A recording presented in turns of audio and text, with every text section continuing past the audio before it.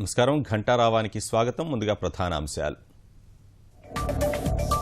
Hirakud express దుర్ఘటనలో 27 మంది మృతి.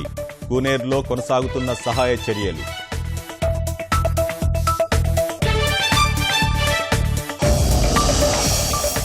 యాభై 4 మంది ప్రయాణికులకు గాయాలు. విశాఖ కేజీహెచ్ సహా పలు ఆసుపత్రుల్లో చికిత్స.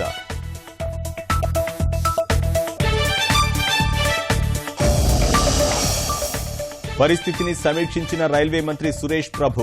మృతుల కుటుంబాలకు 2 లక్షల చొప్పున పరిహారం ప్రకటన.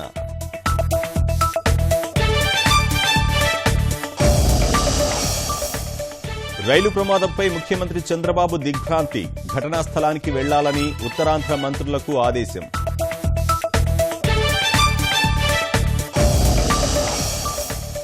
తమిళనాట జల్లికట్టు నిర్వహణకు సర్వం సిద్ధం.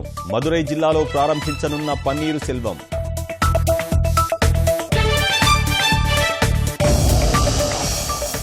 ట్రంప్ పాలనకు వ్యతిరేకంగా మహిళల గళం.